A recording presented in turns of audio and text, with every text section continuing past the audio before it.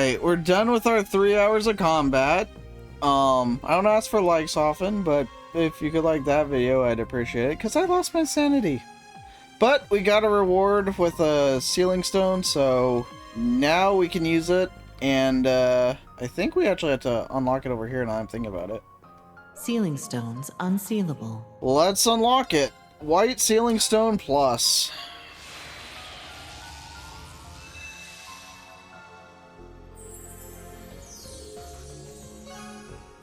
The Daydream Beyond the Reverie is now available. Oh, and now I could do the blue and red sealing stones too. So there actually is another Daydream on top of it, and another minigame. Through Memories Aglow is now available. We have a lot of stuff still to do. This playthrough refuses to end. A new stage is available for Who Wants to Be a Mariner. Oh, good. Oh, goody. Well, terrific. I guess we'll do that first.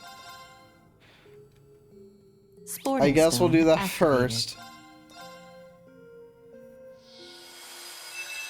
Okay. It's time to play. If you dare. Maniac, oh good. May destiny guide you. I don't care about getting the highest grade. We're just gonna go through this. What is the name of the guardian to be fished in Cold Steel 3's waters? Grand Lake Lord? Emperor Perch. Oh. I don't know. Have you What's got the name of the it? guardian to be fished in Cold Steel? I didn't fish! You think I know that? That was the Lake Lord, okay. What is Reen's unique I don't know. Oh, I guessed correctly. Well done. We're just going through this Have once. you got it? I don't care too much. Captivate all who see them. Where was she born?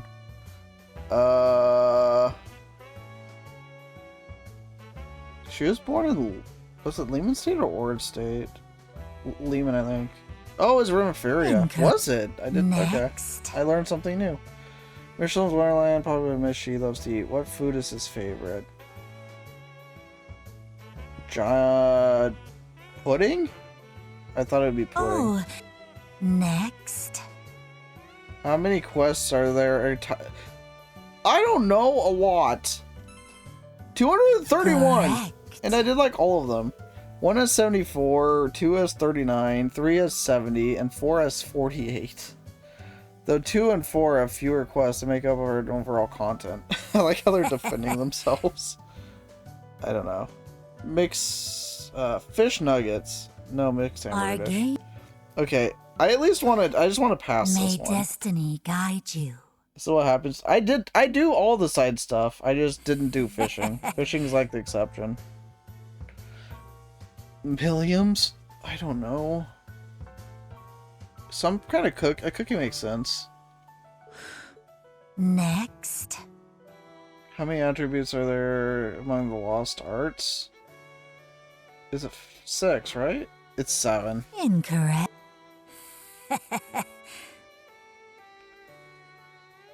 I don't know. It's not beyond the journey.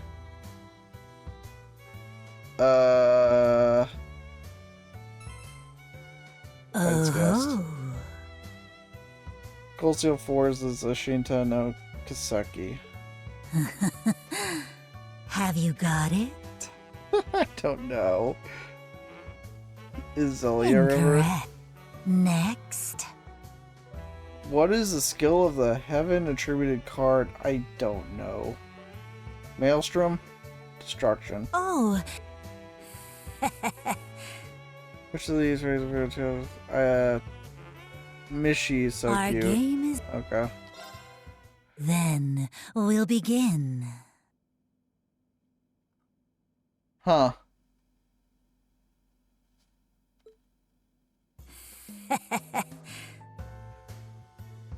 Mishy's so cute. We just got that one. Okay, if I just get questions I got already, we have hope. What was it again? Hunter Carbonara? It was Hunter Carbonara. I freaking picked something else. I don't know why. We had to be naughty and disguise yourself as. I don't remember the name. Was it? It was Cecilia. Oh, yeah. What? I always hedge. What English text is printed on the shoulder of Yuna's travel wear?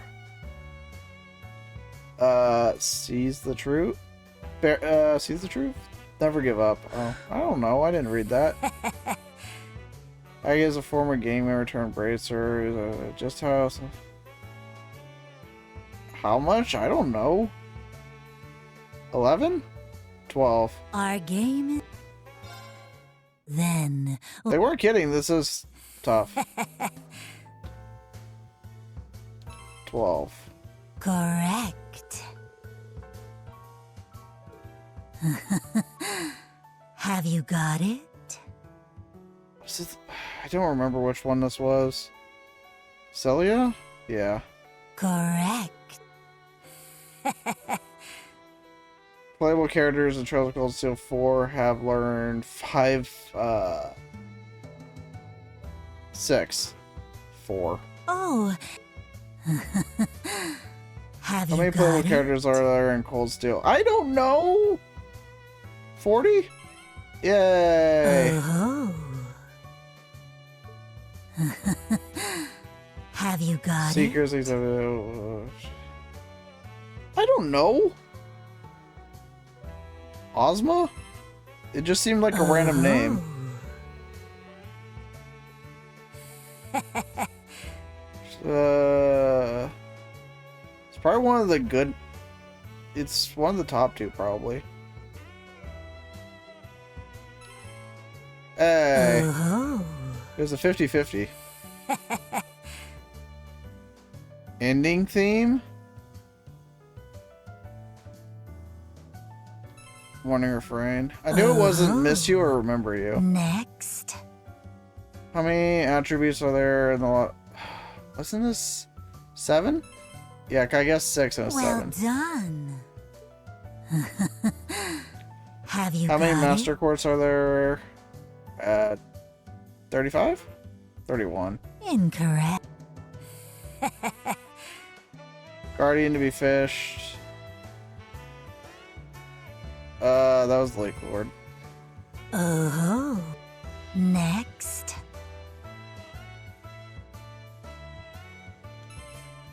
I need one more! Well done. And then I'll clear it. Hunter Carbonara. Yeah, I cleared it. We can move on. Clever. Oh, why don't we continue? Correct. Have you got it? Correct.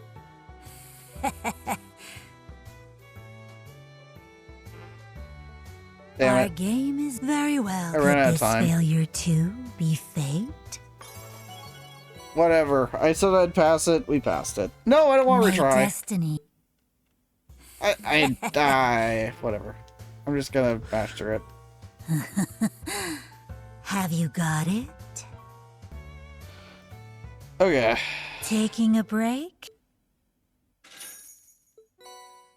True Hades gem. I don't know what it expects me to use that on, but neat, I guess. Alright, let's go to the Slab of Reminiscence now. Rendering browsing interface. Through Memories Aglow. So this one is pre-post game, I guess. So let's see what's in this one.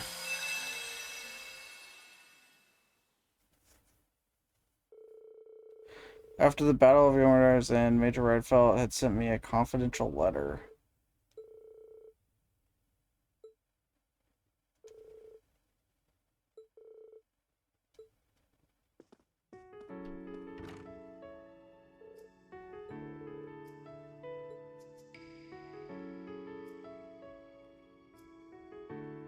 That's one huge study.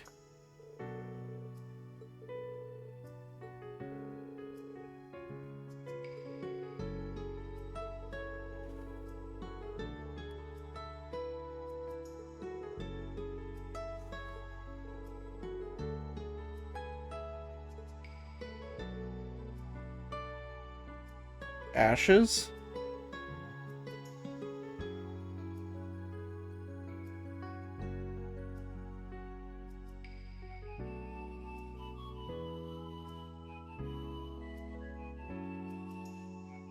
Why'd he try to burn it?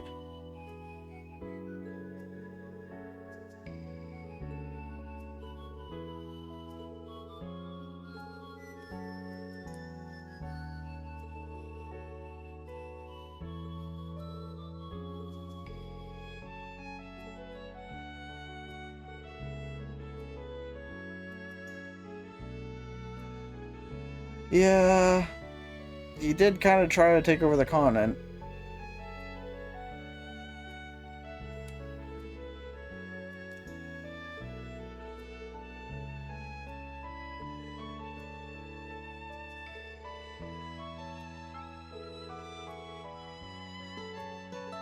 Makes sense.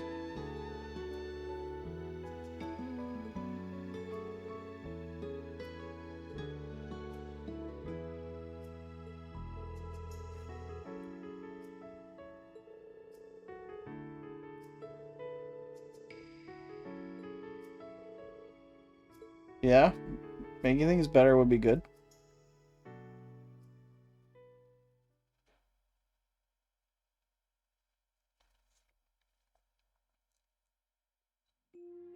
So I wonder what the rest of this one's gonna be about.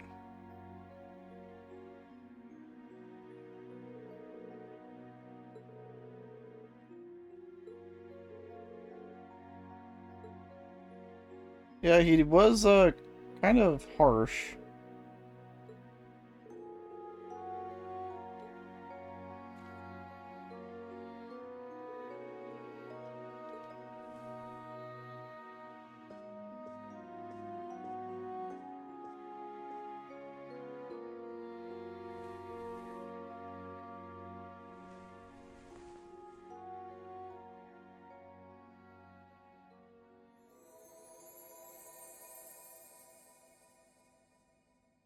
The paper is magic?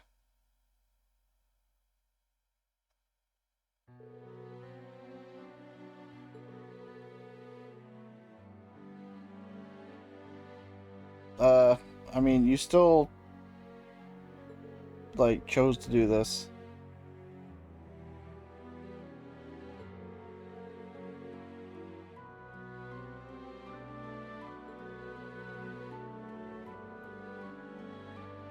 I get that they're trying to redeem him, but he really did some messed up things.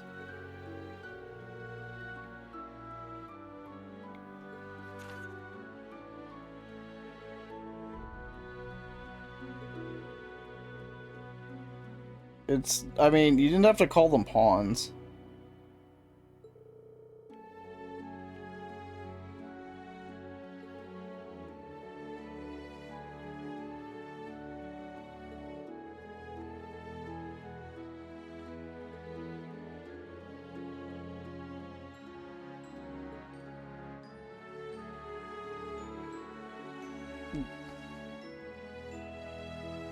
Hmm.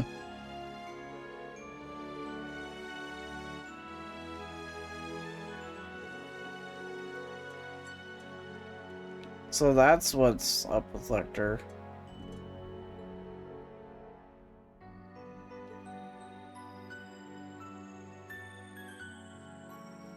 So this is turning into Lecter. Oh, I guess he's just gonna describe all the Iron Bloods.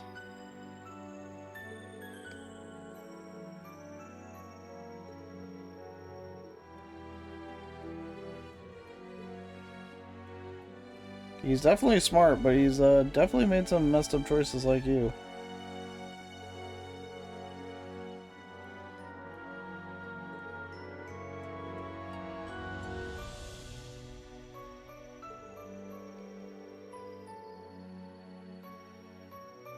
So it's hard to say if he actually, like, feels something for Rufus. Kind of seems like he does, I guess.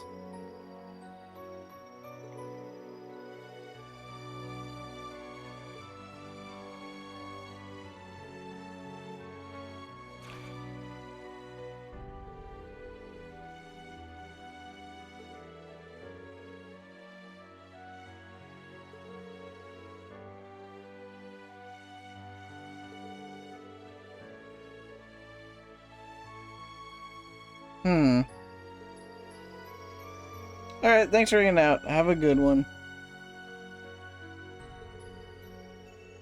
So that's how Claire met him. Interesting.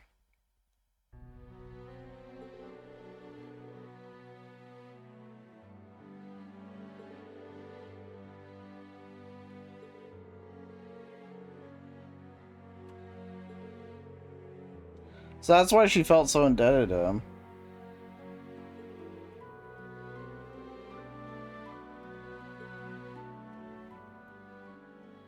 So he actually was trying to look out for them in his own way, I guess.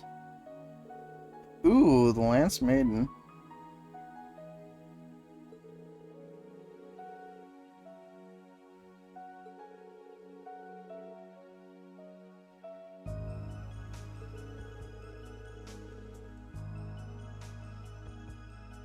She's an interesting character, because it's like she changes a lot based on who she interacts with.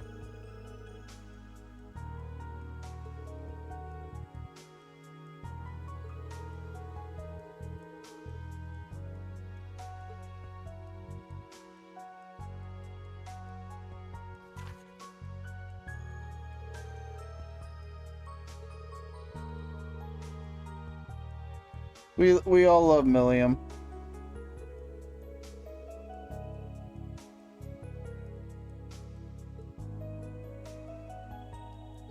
Milliam must be protected at all costs.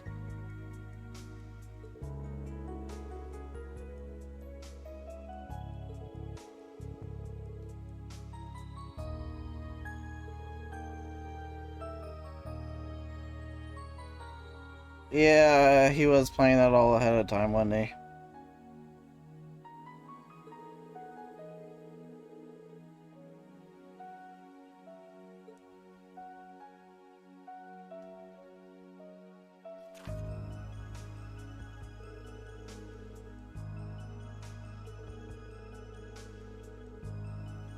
So he's now recapping, I guess this was Door and Sky the Third, right? Yeah.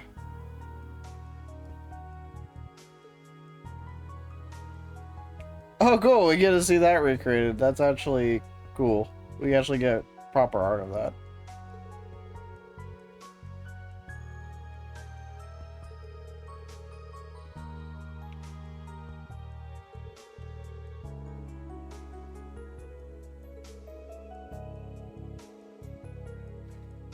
So it's kind of like he was rooting for him, kind of.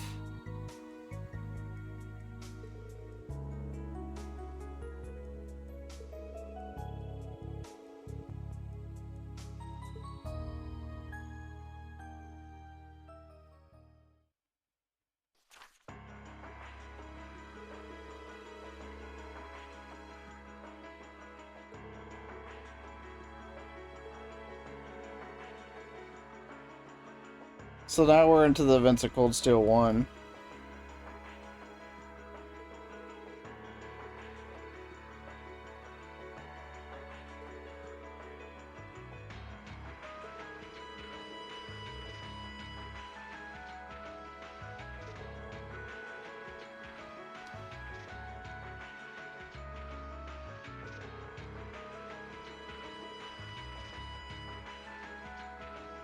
Yeah, I would imagine she's not too happy about that.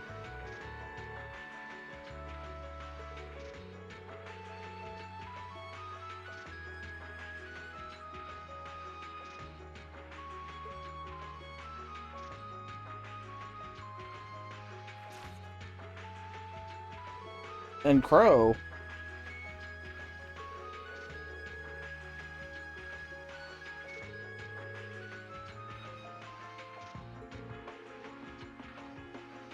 Interesting. I thought he kind of manipulated him. I guess not?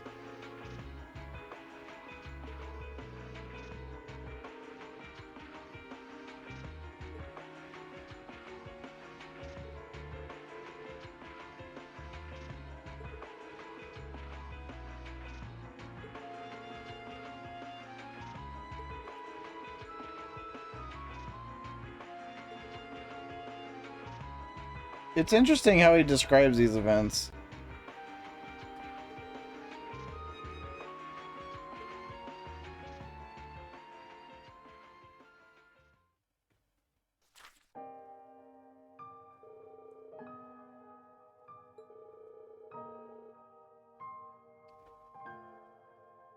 So now we're in Sky.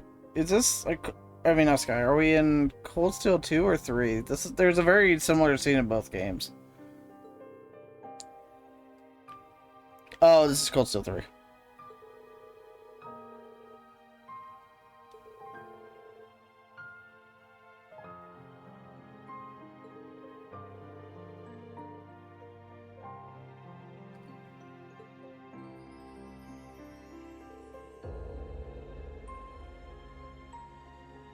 Yep.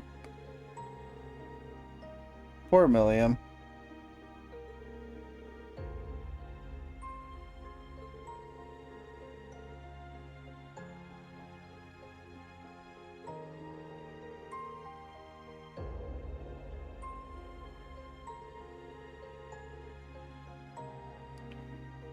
I mean, I guess it means he's looking out for him, but then at the end of Cold Steel 3, what he said didn't seem very sympathetic.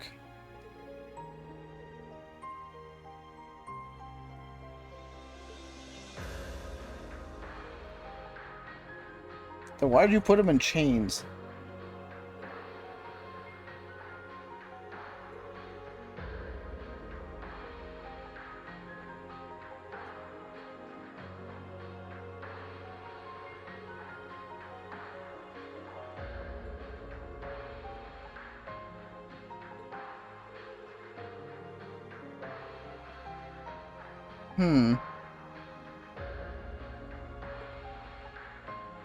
So he regrets it, I guess?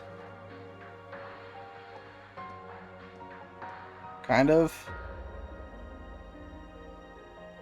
Like, some of the stuff he did can just be brushed away.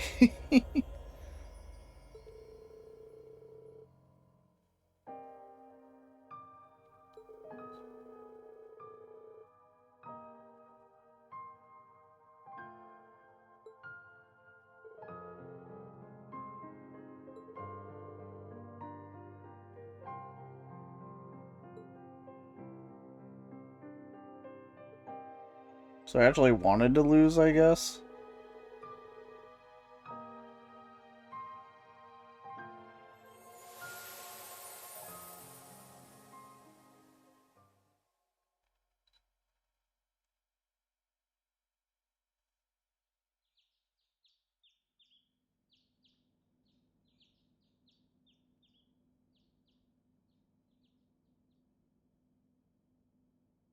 Huh? Oh, voice acting. That felt too real to be a dream.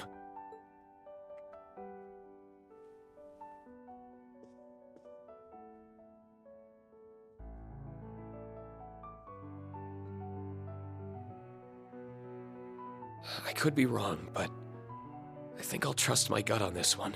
He was always prioritizing the happiness of others, while shouldering burdens one should never have to bear alone. Like father, like son, huh? I wish I could have done more for him.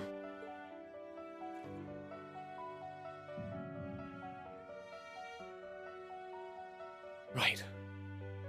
I still can. My father gave me life, and my friends gave me a reason to live that life. Simply living well is the best way I can repay him and my mother. That doesn't absolve the bad, but... Morning, Kurt. The weather's beautiful today, huh?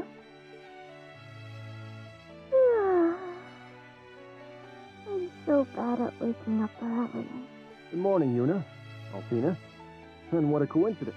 Muse and Ash are coming out at the same time.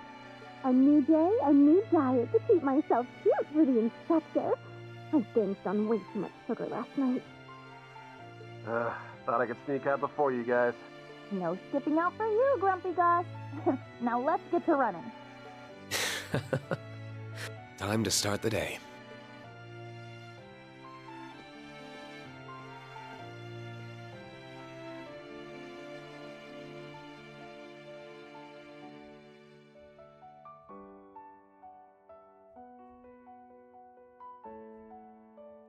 I guess I just didn't want to bring Osborne back to voice those lines.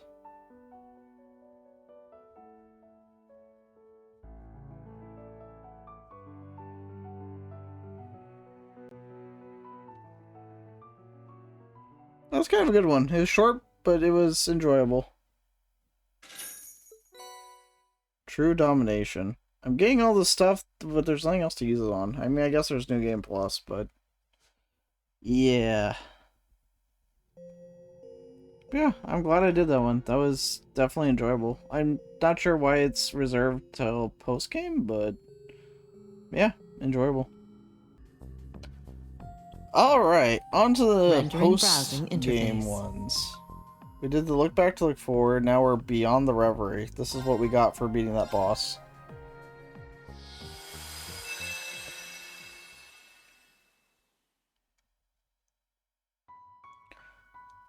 Minute fragments of memories drifting in endless ocean. Memories of what will be in the near future.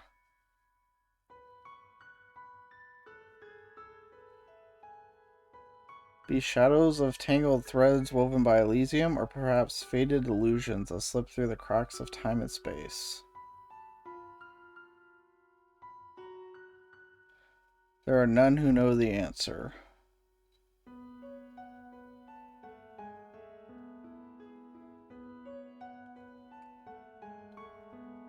Another heart-spring paradise, an unconventional student returned to the garden. Guess we'll go in order. Year 1208 is subject. Okay, so this is the year after this game. Calvary and Basin sit along the line. Town is known for two things, being the eastern entrance to the Republic and its exceptional hot springs. Enticing factors does it continue to welcome tourists hailing from both home and abroad. Guests, quite unlike its other unseasoned visitors, these had come from another renowned hot spring paradise situated in the northern reaches of Arabonia. Oh, reading them. Depth of flavor in the food here is just exquisite. The Phoenix Wing food is certainly nothing. So I guess it's meaning that Reen and them and his family have gone to Calvard? Vision Inn's reputation continues to precede itself. Baron Tio and Lady Lucia Swarter were sampling the inn's culinary delights. Elise sat next to them, her spirit a bit lower by comparison as her brows furrowed with concern. Sure, its luxuries come with an equally luxurious price tag, and there's 4 of us, so even 2 nights must have cost a small fortune. Upon realizing what she said, she shook her head. I didn't mean to dampen the mood. I know we have the money, but all my budgeting student council president has made a terrible habit of me seeing the numbers and everything. Reen couldn't help without a chuckle. The budget buster in you will... yeah. Then the budget buster in you will like how much we save, because we're not here as paying customers. We're invited by the owners personally. They said they wanted to get to know us since we run similar establishments, so here we are, and we'll be inviting them to Mir sooner or later. Add us to the list of boons coming from our countries finally coming to terms with one another. The Republic is reveling in unheard of levels of prosperity. Relations between our people are more active and festive than ever. I, for one, welcome any friendship to further foster... any opportunity to further foster friendship. Another healthy sip of his Baiju. Friendship over fighting, I say. It's such a shame that the world tends to overcomplicate the simple concept. Simply, Lucia filled it to the brim while adding her own thoughts. That's all the more reason why we need to make the most of this invitation and enjoy ourselves to the fullest. Even that aside, there's no reason to spoil a family vacation when we so rarely have time to take them. Usual sweet dishes we're trying. Would you like to share some? Bit, I'm thinking of taking another soak in the hot springs, so might be in the mood for something sweet after. Food here is delicious, but as far as I'm concerned, the hot springs are the real star of the show. I mean, I'd go with the food. Never let a good discussion about them pass him by. He was as fond of their quality and soothing effects as Reen. Enthusiasm undeniably apparent from the warmth of his tone to the width of his smile. The medicinal springs happen to be a favorite of mine. I can't help but be fascinated by them time and time again. I can't believe it. I've always known about them, but here's the first place I've been able to think about the way they warm you right to your core. Think we could make one available at the Phoenix Wings? They're trying to rip him off. It'd be worth a try, but that comes with its own obstacles. As many problems as Tio expressed in practical terms, Rain held just as many proposed solutions. The conversation grew more involved by the minute, leaving the ladies of the house to pleasedly bask in their glow and continue enjoying the meal before them. All four felt the same, that it had been too long since they could enjoy each other's company, but the wait had been well worth it. That night, after indulging in his post-dinner soak, telling his family he's going for a walk, Green departed the inn. Let's do this. Took a deep breath, the crisp night air of Longley filling his lungs. The hot springs were an excellent bonus to his trip, to be sure, but it's not the real reason he agreed to visit. Ooh, his master? He'd come in search of young Kai-Fi, the famed sword hermit. Was the founder of the 8 Leaves, 1 Blade school of which Green was a practitioner, and though now over 70 years old, he was still regarded as one of the strongest combatants on the continent. They had not met since before Reen's enrollment at Thor's. Many a letter was exchanged during the 4 years that followed, but even they had stopped after Reen earned the right to call himself a Divine Blade over a year ago. Much he wished to discuss what he had learned in his 4 years of training, what it had inspired since becoming a Divine Blade, the true meaning behind the final blade to master the 8 Leaves. Something I'd like to ask that have nothing to do with swordsmanship too. All these questions, all impossible to answer without first knowing the whereabouts of a single individual. Even a senior practitioner like Cassius Bright claimed ignorance, having received not a single update from their old master. He had always been an elusive but traceable sort, but wherever he was now, he was next to impossible to track. That was until word of a blade master being sighted in Longley reached Reen's ears. Man held a fondness of the town's specialities, those being the hot springs and its fragrant tea leaves, making the sighting worthy of particular note. He also knew from the letters before they stopped that he intended to journey eastward, making Longley one of the more plausible stopping points. 9 hours? Yep. It's been a long one. The word came to him just as the sporters were invited to stay at the inn during the New Year vacation. Six told him that the timing was a little too fortunate, but with how vague the lead was, even it would be most likely result in him leaving the same as he had arrived. While he had not discussed the rumor being key to his traveling year, his family seemed to sense it was more than a simple pleasure trip for him. I know Dad would have a great time catching up with him, but I don't want to get his hopes up for nothing.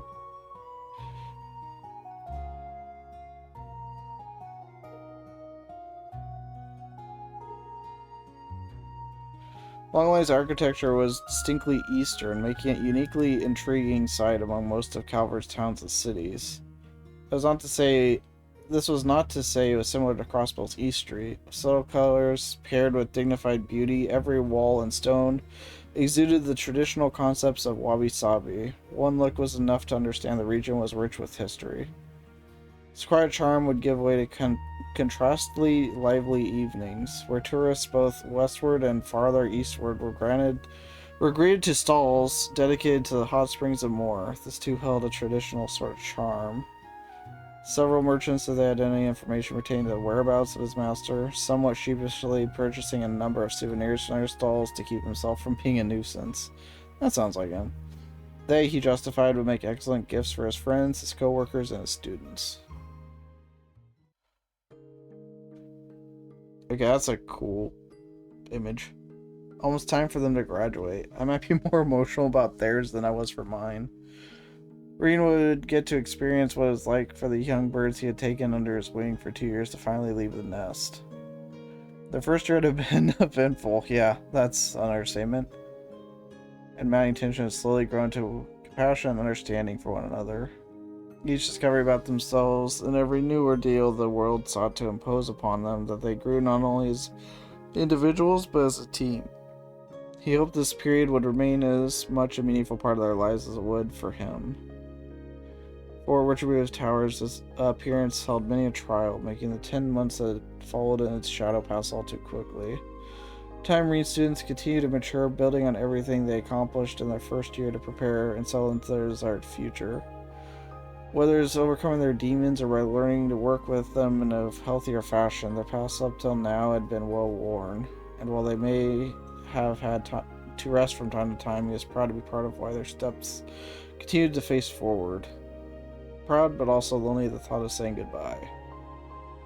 Sucking her glue to her clothes, lacking in grandiose events, but still rewarding in its own right, is this mixture of emotions that pour conflict within him the most.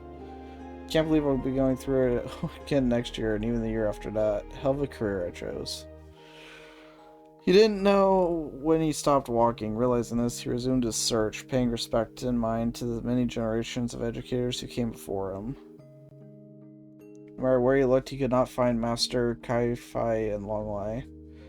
Still too early to say whether the trip had been in vain, as he had at least caught an unverified report of the Blade Master being seen in the mountains to the south. Wandering such terrain at night wasn't going to be ideal, but he was already firm on spending the next day with his family. Tonight it would have to be. A brief stop to the inn to tuck his souvenirs somewhere secure, he then departed for his new destination.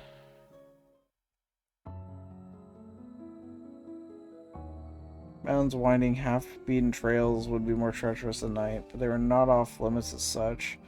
The key, Reed knew, would not be to rely on sight alone. Hearing and smell, perhaps even touch, were going to be equally vital. Calling upon his experience and intellect to heighten all 5 senses, he took in his surroundings in full. Dang. So this is, like, I guess trying to show how at least, like, grown and stuff. All experience training would imply his time being one of the simple tutelage between student and master, but it equated to so much more. Far worse than it was now, with some days requiring him to set foot in highly dangerous territories just to find the day's food to survive. Like the Kunlun Mountains may have been used for a similar exercise. Certain to think on the information gained during his search that he continued along the trail. Searching for evidence of human activity in an environment like this was not a difficult task. Humans always leave behind something indicative of their presence. Be it long dead fire, footprints, or traces of going on the hunt.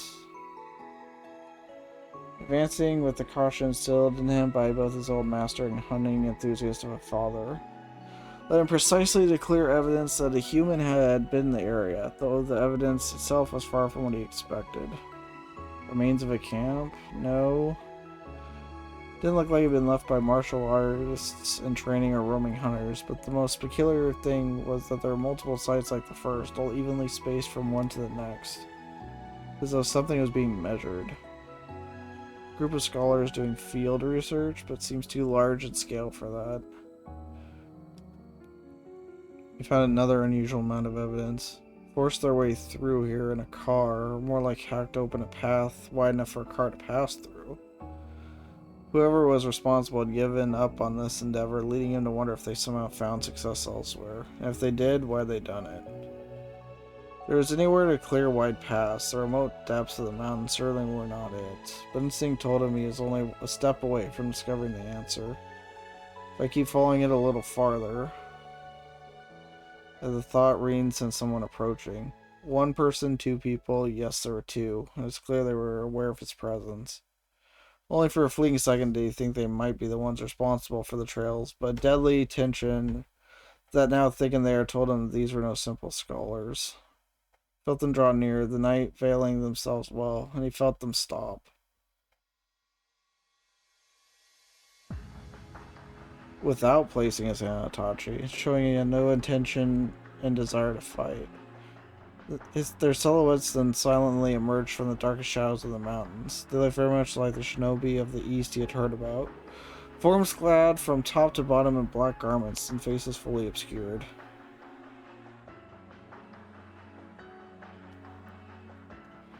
I see your insight poses a threat after all, Divine Blade of the Empire. Contract with our client has yet to begin, but we will make an exception for one among their list of dangerous persons. They caught him completely off guard, drawing short, straight blades to attack him as they narrowed in.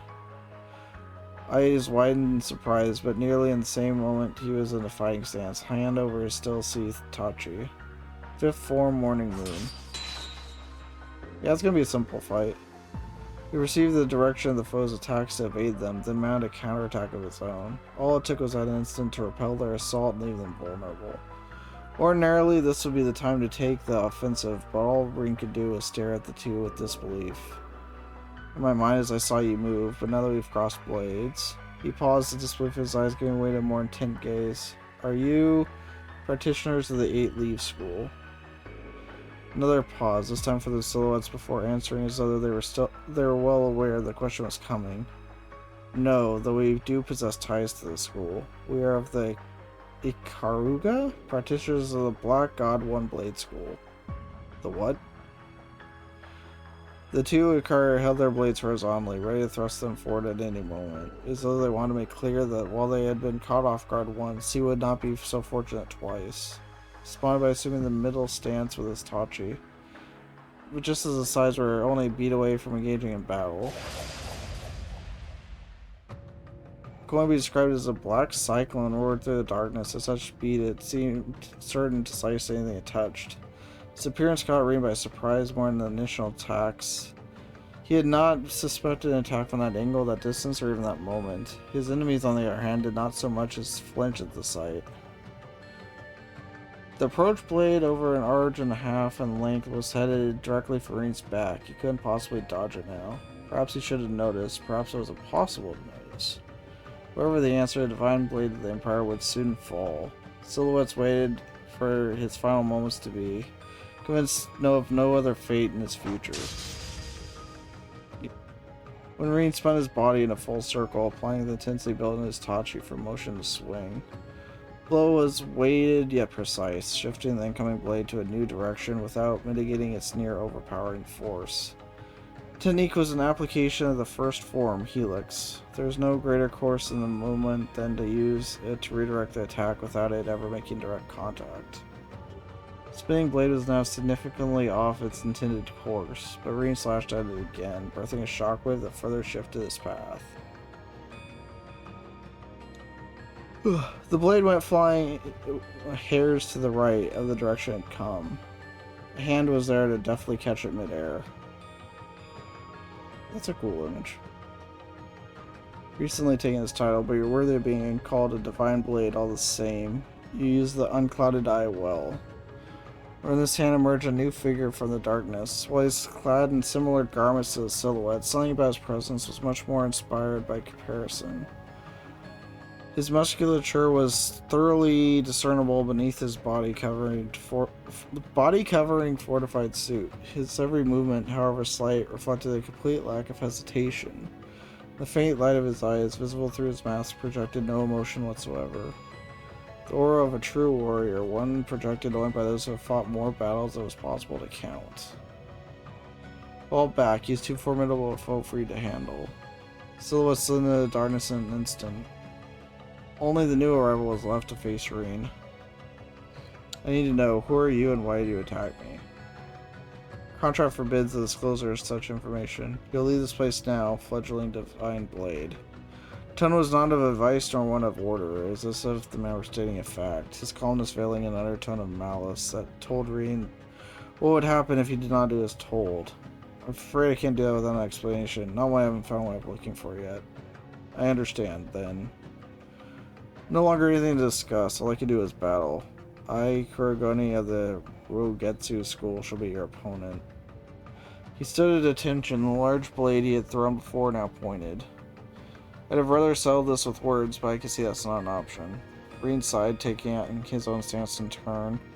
The Rean Schwarzer, master of the Eight Leaves, One Blade School's 7th form, shall be yours. Divine Blade moved instantly. The bizarre weapon Kurogane wielded was less akin to a sword and more equally sized blades arranged in the shape of a cross. Their bases connected to a single point.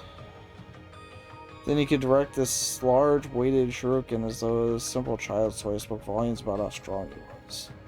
Still, even it was not infallible, for it was not one to be ideally used in close-range combat.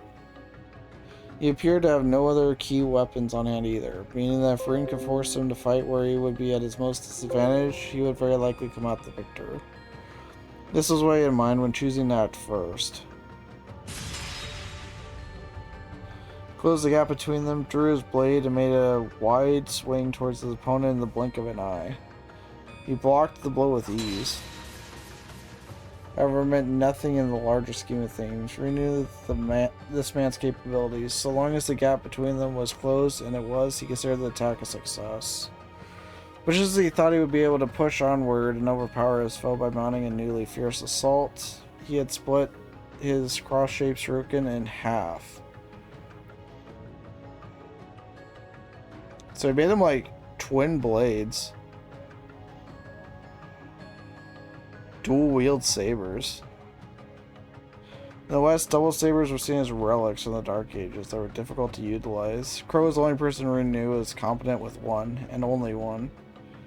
Skill it would take to use two was almost too difficult to fathom. The surprise created an opening that Kurogane was not going to let pass unexploited. Possessing two twin-ended blades allowed the shinobi to perform considerably more strikes than Rin, giving no chance to push back. Steel sparked as their weapons clashed. Kurogane was dominant for some time, but he could do nothing to bolster his advantage. With strike and spark after strike and spark, the advantage was moving back to Rin. This was in part due to him being used to fighting this weapon that defied rationale, but it was also because he was given the time to find what he was looking for. Perfect range in which to attack. Double sabers were forged with a shorter reach than they appeared to have, something inevitable due to their handle being in the middle. It could have been because he also used them as shuriken, but the length of Kurogane's sabers were even shorter than Crow's, meaning Rin would have to adjust with the longer length of his blade. He measured patiently, staying only just out of Kurogane's reach and evading the onslaught by a hair's breadth each time prior to countering. It was calculated quickly thanks to Kurogane's frequent rapid attacks, meaning all Rin had to do now was wait for the right moment.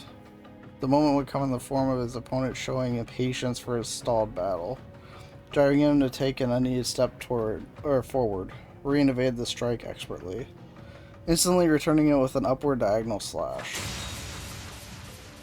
Forceful swing of his Tachi made contact with the handle of Kurogane's own swung weapon, knocking it clean out of his hand. Rin dashed forward to make use of this availed opportunity, but after only a flicker of bewilderment, Kurogane moved to deny him.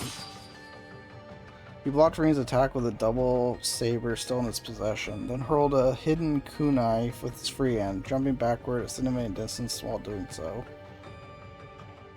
Very good, Divine Blade of the Eight Leaves.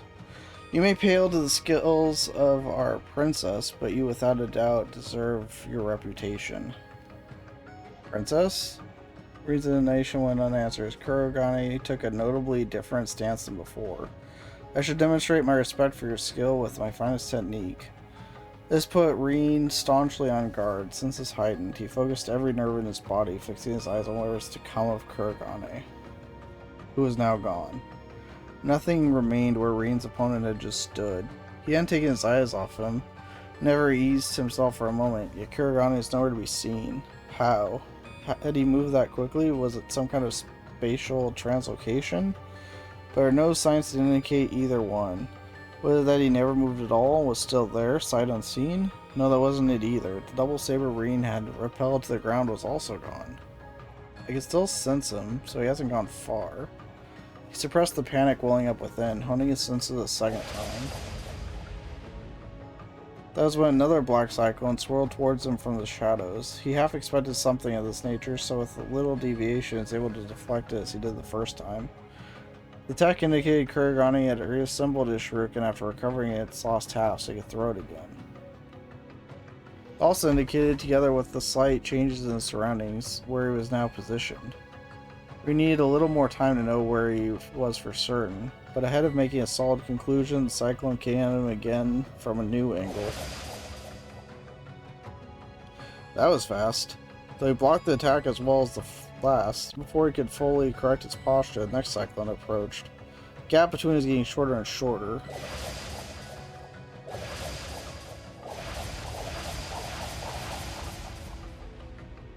There's another. The time was shorter, and another shorter. Soon these assorted smaller cyclones were seemingly growing into a blended grand storm of death, with Rin trapped at its center. It doesn't feel like I'm being attacked by a single person. Did he make phantom copies of himself? He had no idea where the next cyclone would form, and by the time he located it, the next one was ready. Even the unclouded eye wasn't going to be enough for him to deduce Kurgani's location. He'd be able to repel every blade that met so far, but that was growing increasingly difficult. I didn't want to use it, but I'm not sure I have a choice. Before doing so would place him in danger. Reen took his mind off the battle. He had blocking and evading attacks, dedicating the bare minimum of his focus to not sustaining lethal blows and focusing his mind inward.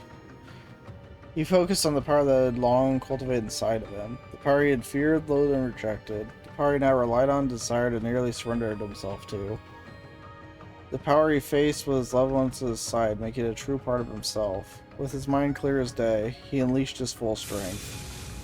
Enlightened spirit unification. He imbued his Tachi with a great power surging out of him, crying out as he did so, and spinning his body forcibly around a created bladed circle around him. The energy released by his Tachi repelled all forthcoming shuriken with ease, and with them Kurgani's phantom copies lurking in the darkness faded to nothing. With that, there you are. He charged toward Kuragane. The man was thoroughly overwhelmed by Reen's sudden counterattack, throwing him completely off balance. There's nothing he could do to repel what would come next. It's time to settle this. He swung his Tachi downward while pouring all of his might into a final single strike, but just as the two felt the battle was coming to an end, Zeroth formed duality. Accompanied with a voice as beautiful as a bell was a slash tearing through the sky. Its color so black it threatened to eclipse the moon. It effortlessly stopped Reen's weapon from reaching its target. But that wasn't all. High-pitched metallic sound, Reen's beloved Tachi was sundered cleanly in two. Princess? Kuragane is also taken back by its new arrival. I heard what was happening from both our scouts. You could have invited me to join the fun instead of keeping it all to yourself. The words as she chided Kuragane indicated dissatisfaction, but the music of her tone betrayed her excitement. Reen made to see who this mysterious figure was. Her alone took his breath away. Young, wearing a fortified suit that looked to be a marriage of classical and modern Eastern styles, with long silver hair that almost appeared to glow in the pale moonlight. Her age was likely close to Reen's, perhaps a little younger, with well-defined features and still held traces of adolescence, pairing strikingly in contrast to the empty void behind her eyes. There was an air of young noblewoman who had been sheltered from impurities all her life, and the stench of a baleful warrior who had bathed in the blood of countless lives. How she was both and neither at once, Reen could not understand, but it was this very quality that made her all the more captivating and dangerous. In the woman's left hand was a large, black engraved blade that threatened to freeze them for daring a glance at it. No doubt is what halved Reen's Tachi moments ago. Reen felt for words as he clutched the useless handle tightly in his hand. The fair-haired woman only smiled as she looked down upon it. Your weapon was very fine, but it was never any match for my friend, I'm afraid. She spun the black blade in her hands around gently before holding it up in the night sky to seemingly display it with pride. It wasn't hard to see why she would boast about possessing such a weapon. He had seen many a blade of historical significance, but instinct told him that hers was better than any of them. The blunt side featured an intricate design of deep gray that, while he could not discern its meaning there and then, he knew was nothing less than a work of art. There was an aura about it, one cold as ice, that seemed to reject its worldly surroundings, making it capable of cutting through anything it desired. It came accompanied with a beautiful hilt of deep red that contrasted its body without feeling out of place. The juxtaposition was, in a sense, much a reflection of its wielder, with their two opposing natures being distinctive yet also as one. Reen thought as he observed, her blade was clearly something special, but that alone did not explain the strength behind her attack. He had never heard of the technique she used, but it was certainly connected to the 8 leaves in some way, and the skill she showed in executing it made her equal to a divine blade. He was also fixated as his thoughts rushed through his mind that he was only brought out by her sudden laughter. I didn't think I'd ever meet you here. I wonder if our old master is behind guiding us to the same place, or it's just a happy coincidence. And her familiarity gave Reen a theory. The thing you just used was really something. Consider me intrigued. Let's put you a league above, more interesting than our senior practitioners. Are you? Before he could hear what he already knew, she turned away, refusing to let him finish the question. He isn't here, so why don't you run on back to your family? Go and make the most of your vacation. Just don't let your skill with the blade slip. The world will need it again one day. She spoke with a certain satisfaction as she pointed down to the other half of his broken blade, and she leaped high, seemingly disappearing on the other side of the moon. Ring could only stare dumbfounded as she vanished. He couldn't even speak. Kurgani left with her. The Ikari, the Black God, One Blade School, and our senior practitioners. Ring had been unable to fulfill his objective, and not just that, he was left with countless new questions about the people he encountered in the mountain itself. He felt there was meaning behind being guided to a specific place, but how important it was or what it entailed he did not know. And yet, the person responsible for discerning that won't be me. Looking down at his broken Tachi, he was struck anew with how massive the world truly was. And he realized that, now that his master was confirmed to be elsewhere, the purpose of his visit to Longlight was nothing more than to enjoy a wonderful, ordinary vacation with his family. This meeting here was but a peculiar coincidence. For now, at least. When I get back, I'll need to reforge my Tachi, and myself. Something stirred in this region, all across Calvard, but there's nothing he could do about that as he was. All he could focus on was training and bettering himself so he could one day play a part against the next threat that loomed over the distant horizon. New resolve welling in his soul, he made his way through the now still mountain trail back to where his loving family awaited. Well, that's interesting. I wonder who she is. Huh.